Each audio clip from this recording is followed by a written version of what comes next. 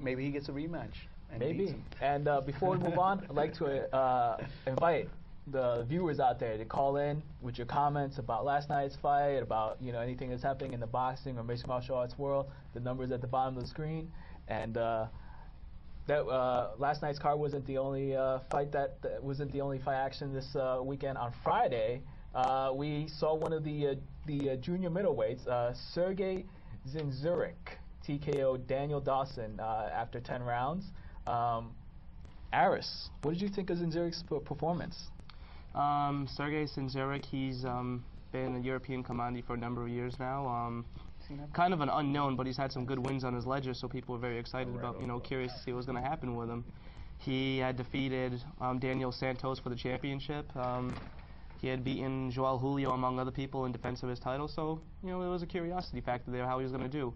He looked really good against a limited opponent. He showed good composure. He doesn't really do much. He has the stereotypical, European style, kind of stands there, has a great jab, nice combination punching, doesn't do too much head movement, and he has such good technical skills there. He's going to give a lot of guys in division trouble. What do you think about him and Paul Williams? Because that fight was talked about before. That fight was supposed to happen like a year ago. I think he could give Williams trouble with his jab and the way he has certain skills, but he doesn't throw enough punches and he doesn't have enough head movement. I think Williams might be too much, might overwhelm him after a while. I think so too. Yeah. I think maybe that fight that he had on Friday was probably a little stepping stone towards a fight like that. I think so. So welcome to America, Zinzurek. Hopefully you have a good time here. We'd love to see you in the ring more often. Apparently, from what they've been told, is that he plans on moving here and he plans on staying in the U.S. and fighting here. So hopefully other European champions will decide to do that too. Come over. Right. Come over, guys.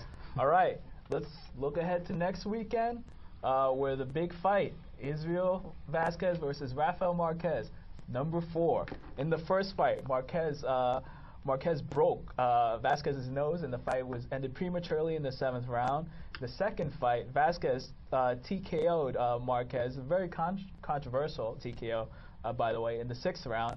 And then in the third fight, which was a fight for the ages, Vasquez won a split decision after 12 rounds of boxing. Guys, what do we have to look forward to this weekend in their 4th match? I think it's a flip coin. Take a coin and flip it. Whoever you likes in this fight, but I think these two guys are going to really come out and I think this is like the end of their, hooray, hurrah on this 4th fight. And I really do think, I'm not going to choose a fight because I'm going to sit back and look at it and enjoy it because I think two of these guys are real warriors and you don't want to, as a boxing fan, you don't really want to make a choice. You just want to sit back and hopefully the best guy win that night, My thing is that with just like when Castillo and Diego Corrales fought, that Corrales won the fight, but the guy who came out with a lot of the punishment was Corrales. The same thing for the Vasquez fight. I think that he's taken the most punishment. He had a detached retina, wasn't it? Right, and he had some surgeries, broken nose and stuff like that. And even though he won the last 2 fights, I think that Marquez is gonna have a little bit more.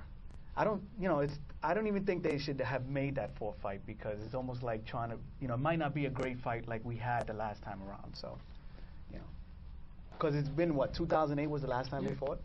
So. I mean, totally agree with them. It's just been a great trilogy, and I'm just looking forward to the 4th fight. They've both taken a lot of punishment in the fight, but I think Vasquez might be just a little bit more worn out than Marquez is. Because not besides those fights, he also had the wars with Johnny Gonzalez. He had the wars with Oscar Larios. He's definitely. Hold on, we've got a caller. Go ahead, caller. Welcome to Fight City NYC. Hello. Yeah. Hi. How are you? All right. What's your name? Hey, what's your name? My name is Dexter. Dexter, where are you calling us from? Calling from Manhattan. Okay. What would you like to talk about today? Yeah, I'd like to know your take on Dana White. Dexter, can you turn down your TV in the background? From the UFC. Hey, Dexter, do you have the TV on? Can you turn the volume down on your television? All right. All right, go ahead. We can hear you now. Okay. I'd like to know your take on Dana White firing Campbell from UFC. Getting rid of Campbell Slice. Okay, so Dexter wants to talk about Campbell Slice. He lost last week on the UFC card. Dana White cut him. Francisco, what are your thoughts about that? Well, I mean, Kimbo Slice really hasn't won a significant fight in the UFC. I mean, really, I mean, he was given the chance because Dana never wanted Kimbo Slice to begin with. Remember, Kimbo Slice was with not WEC, with Elite XC on Showtime, and then he lost that fight on CBS, which is embarrassing because that guy was kicked out of the UFC. He was in the Ultimate Fighter also, and he wasn't really that good. Kimbo Slice really wasn't that good. He was a YouTube sensation. That's really what he was. He was all hype. And when he fought a guy, I mean, I don't know if you guys watched the Ultimate Fighter. When he fought Big Country, Big Country laid on him and punched him. And the same thing happened when he fought Patreon. He just laid on him and punched him. And he does nothing off the ground. And even his stand-up is not that extraordinary. So. Right. And I mean, Kimbo is new to a lot of people out there, but he's not a young man. No, he's not. He's like 38 years old or 30. Right. So it's not like at this point, there's not too much learning that. But I think he was a YouTube hype, like you said. Exactly. You know, and I think he made a lot of money with the hype he had. And yeah, dude. But also let's look at that at the boxing and versus MMA. You know, where you had a guy who was hyped up in Campbell Slice. Dana White said, okay, prove yourself. He didn't, and now he's not going to be on the anymore. Oh, we got another call. Go ahead, caller. Hello. Hello. Yes. Welcome to Fight City. Hi, this is Angel from Manhattan. Angel. I love boxing. I'm an older guy. I'm 57 years old, and I've seen all the greats. Okay. Now I want to ask you something. Mayweather. I think he's a decent fighter. To me, he is not a great fighter because he is not a humble fighter. He assumes the fact that with all his money, he shows up on TV with all those accolades as far as cash is concerned, everything.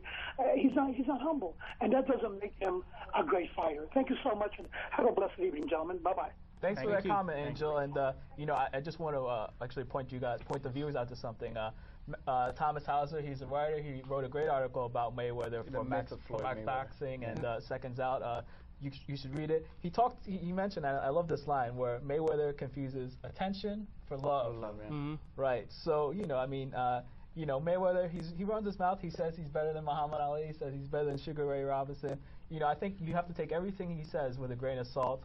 He's trying to build himself up and promote himself. I think behind the scenes, he's a great guy. You know what I mean? I think, like I said, whatever you're mistaken for love or whatever, he has a great, he's a great fighter right now. I don't know how great he's going to be, down the road, or is considered one of the greatest. Maybe, in the welterweight division. I don't think greatest of all times. Well, he's the best that boxing has today. And my thing with Floyd is that when you talk about great fighters, we say you're great. You could say you're great to us all you want, but we're the ones that are going to say, at the end of the day, we're going to say, hey, he was a great fighter at the end of his career. And on that note, we're going to wrap it up for today. Thanks for tuning in. Check us on the web, www.fightcitynyc.com. Take care, everybody.